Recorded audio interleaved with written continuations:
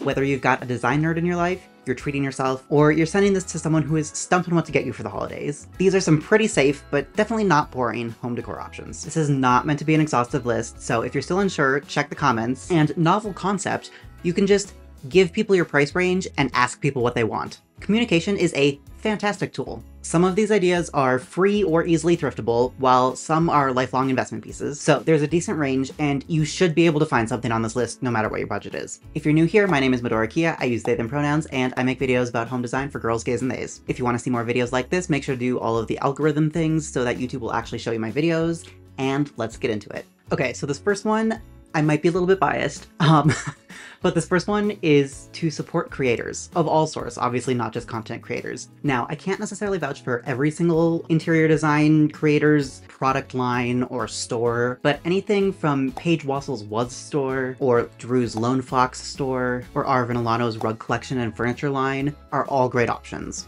Obviously, like, search around a little bit, you know, make sure to find something that you actually like and don't just buy things just for the sake of buying them. And somehow I didn't actually script this in here, but I offer free consultations and also just like design services. I don't have my own furniture line yet, or really any products for that matter. Well, I guess with the exception, I do have a cute little like calendar printout thingy on Etsy, but literally no one has bought that.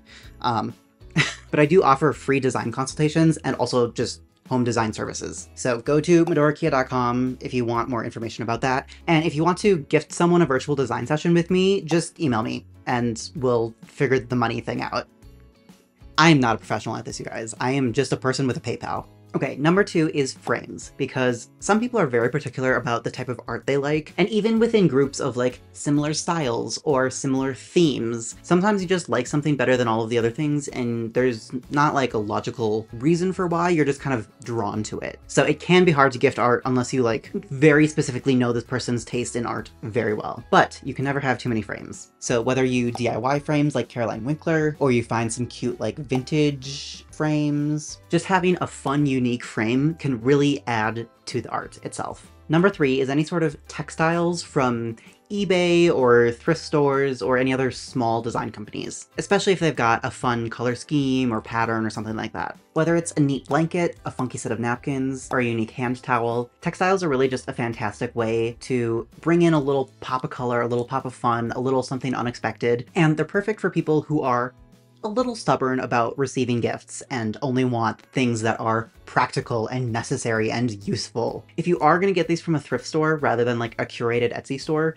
make sure to pop them in the freezer for a few days just to like make sure any possibility of bed bugs are killed, and then wash them and iron them, fold them up all nice, tie a like cute little ribbon around it. Stuff like that. Number 4 is a coffee table book on a topic that they get super nerdy about. For me, that might look like historical fashion, or genetics, or architecture, or permaculture, or community building, but as long as it's a topic that they're genuinely interested in, you can't go wrong. And in this case, as long as you know the person's interest, the more niche the better. If we're using the historical fashion example, are they more interested in medieval kirtles or in 18th century corsets? Big difference there. Using the architecture example, are they more interested in Gothic cathedrals or are they more interested in earthships? Very different vibes there. So as long as you're pretty clear on like a specific topic, you're golden. Number 5 is a unique piece of handmade pottery, whether that's thrifted or from a local artist. I feel like after these last few waves of the like black, white, gray minimalism and the beige modern organic, and especially all of the mass-produced stuff that goes into those aesthetics, I've seen people really gravitating towards earthy, grounding, handmade things, and pottery is just the perfect example of that. If you're able to support a local potter, definitely do that. A lot of times you can either look through the existing pieces that they already have, or you can custom design something with the potter, which is just so special and personal. Number 6 is a nice set of cookware that'll last them their entire life. Now, this is definitely something you'll want to check in with them first about ahead of time, because some people are very specific about how they cook, what they cook with, how much space they have in their kitchen, stuff like that. The 3 things that I think are must-haves for almost every single kitchen out there are a cast iron pan, a high-quality knife set, and a good wooden cutting board. These are the kinds of things that, as long as you take care of them, they will outlast you. And there are so many vintage options out there. One thing to be aware of is that if you're doing something that is a collectible as well as a useful object, for example, antique copper pots and pans, make sure to do your research because there's a lot that goes into identifying the quality of the pan and the value of the pan, and if it needs to be retinned, which is a whole topic on its own. But yeah, in general, just like any practical, useful thing that's beautiful, that's high quality, that will last someone their entire life, always great. Number 7 is anything that this person has been meaning to get around to, but it's just not a high priority, so it just keeps getting put on the back burner. For example, everyone's favorite custom curtains from 2pages, which will be conveniently linked below, along with my discount code Medora Kia for 15% off. Not sponsored, I do get a commission, but curtains are genuinely one of those things that if you get the wrong curtains for your space, everyone can feel it and it's just like, bleh. But if you have the right curtains for your space, everything just feels so polished and put together, and curtains really genuinely do a lot. This next one is perfect for those of us who don't have a lot of disposable income, but we do have time and muscles and energy, and we just want to connect to community. So number 8 is a voucher that says that you'll help hang those custom 2pages curtains, or move furniture around, or paint a room, or something like that. I designed this cute little certificate that you can print out completely for free. You don't even have to give me your email. It'll just take you directly to a PDF that's like hosted on my website that you can download and print out and have a nice little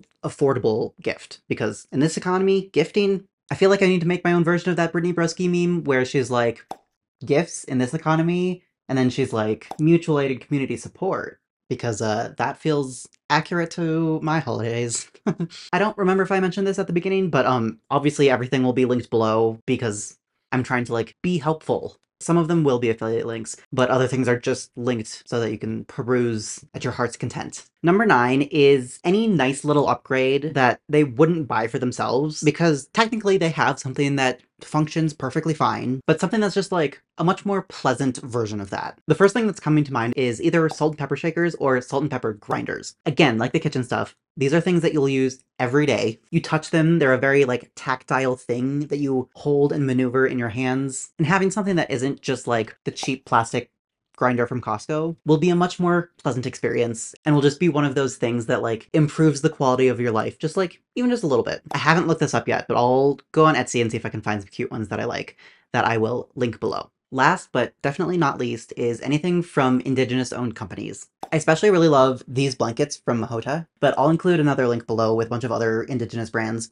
And then I also really love all of these gorgeous home goods from Palestinian owned companies, all of which will be linked below. There's a market with just like a bunch of general stuff. There's pillows, gift sets. There's more on these sites than all of these photos, but these were just like a few of my favorites that I pulled out. If all else fails, number 11 is host a home decor / home goods swap. Kind of like those Midwest church mom ornament swap parties, like a similar amount of wine, but more and better music and just general decor rather than specifically Christmas tree ornaments. So that was my list of best holiday gifts for design lovers. Definitely comment down below if you've got any other ideas, or if you've got actually any fun special secret gifts that you've gotten for someone that you like can't tell them about yet, but you're really excited. Definitely share those down below. Also make sure to head over to my Patreon if you want to support this channel or get live one-on-one design sessions with me. And I hope you have a lovely holiday, or at least a good enough holiday, depending on what your relationship with family and tradition looks like. And so yeah, end of the video. Bye.